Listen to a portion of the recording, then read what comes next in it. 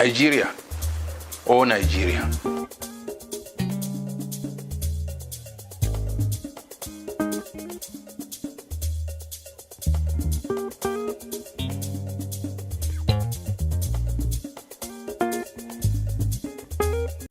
Nigeria in presidential democracy, any better alternative? Part 2. We have looked at various forms of government in the first part of this treatise. We ended with the posers. Can we continue this way? Is it the fault of the system or the operators of the system? Should we scout for a better system or better operators? Should we look inwards? Will a system in tandem with our inner being be the answer to our multifaceted and ever-growing problems?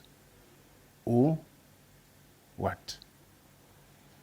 Then, we signed off with the thought, perhaps we have been imposing on ourselves systems that are alien to us, to our culture, to our souls. There is something wrong with the system we are practicing. And some swear it is our fault, not that of the system. And that includes leaders and followers alike. Parliamentary democracy crashed in Nigeria with the 1966 coup. Then the soldiers kept pushing each other out, with new entrants claiming the dethroned didn't know how it was done. Our first experiment with presidential democracy lasted about 58 months. That's from 1979 to 1983. But we now have 23 years this second time around, and hopefully it has come to stay. Nigeria has experienced gains and developments in all the types of governments we have practiced. This proves that there can be developmental strides in any type of government depending on the operators. And this is why even in dictatorships there are the malevolent. While not making a case for any form of government, one may say Libya, then Iraq, then China, Cuba, most of Eastern Europe, Asian tigers and Russia, United Arab Emirates, Saudi Arabia, etc., all experienced their development under one form of dictatorship or the other. Apart from the United States of America, Brazil, Georgia and Indonesia, Ghana, Niger and Kenya are some countries that are successfully practicing the presidential system of governance. Russia, France, Romania, Taiwan, Pakistan, Sri Lanka, South Africa, and Egypt are successfully implementing the semi-presidential system. And that is a system where there is a president and a prime minister, and the president has genuine executive authority. Unlike in a parliamentary republic, even though some of the roles of a head of government are exercised by the prime minister. You find successful countries among those who are practicing parliamentary democracy as well. Those that readily come to mind are Finland, Germany, India, Israel, Italy, Singapore, and Turkey. These are countries with a president who serves as a symbolic figurehead. A prime minister is the active head of the executive branch of government and also the leader of the legislature. Brunei, Oman, Qatar, Saudi Arabia, and the United Arab Emirates practice absolute monarchy, in which the monarch is the de facto head of the executive branch and exercises all powers, while Denmark, Japan, Luxembourg, Malaysia, the Netherlands, Norway, Spain, and Sweden practice constitutional monarchy, where a prime minister is the head of the executive branch of government and also the leader of the legislature. And the head of state is a constitutional monarch who only exercises his or her powers with the consent of the government and is largely a figurehead. Iran practices theocracy, and China is a one-party state.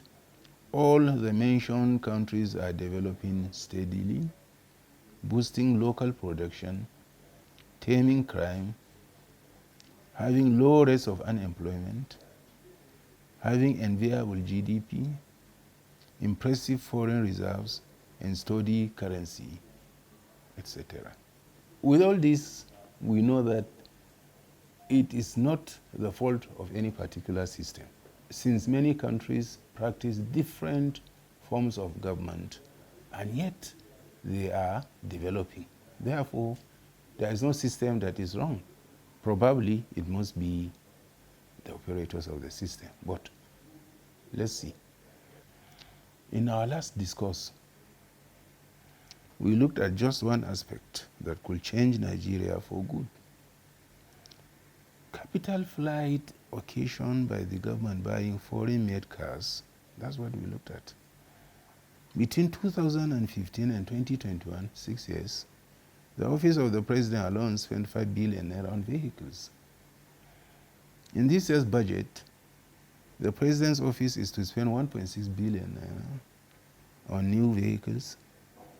It was about 500 million naira last year. In 2018, the Senate, House of Reps, and the management unit of the National Assembly spent about 6.6 billion naira on new cars.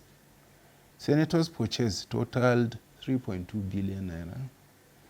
The lower chamber acquired theirs at 3 billion naira, and the management of the National Assembly procured cars worth 430 million naira.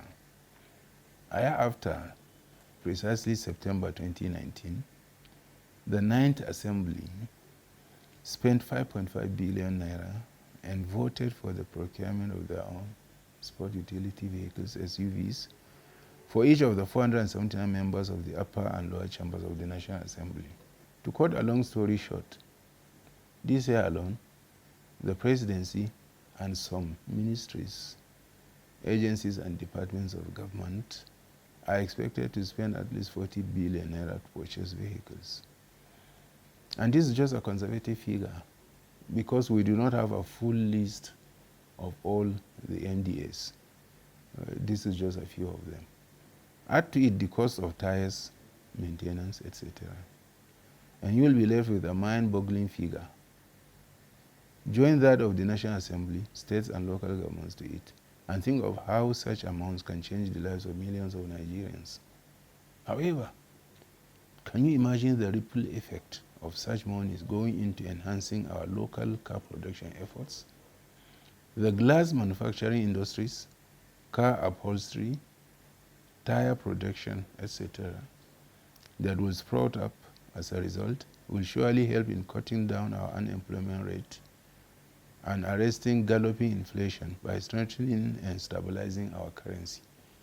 Such amounts are the amounts we yearly give to Germany for their BMWs for government officials and Mercedes-Benz, or to Japan for their Toyotas or Hondas, for them to keep their industries afloat and give employment to their people, while denying our people such money that will enhance their economic well-being.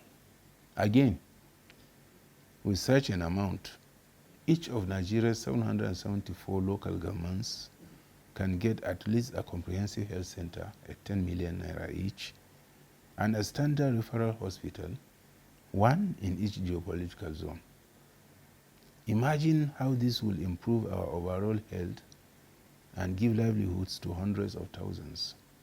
You may even go further to think of 50 million naira to be spent in each local government to set up cottage industries, or invest 5 million naira in each of Nigeria's 8,800 wards to upgrade one vocational center to teach self-sufficiency to our youths. Imagine the number of people that will be taught how to fish, There are many, many ways such money will be more beneficial to Nigerians than spending them on cars to massage the desire for luxury among government officials. Considering some of our misplaced priorities, we may, after all said and done, conclude that it is not so much the system, but rather the people that is Nigeria's problem. To this, I do not see many denying it. Thank you.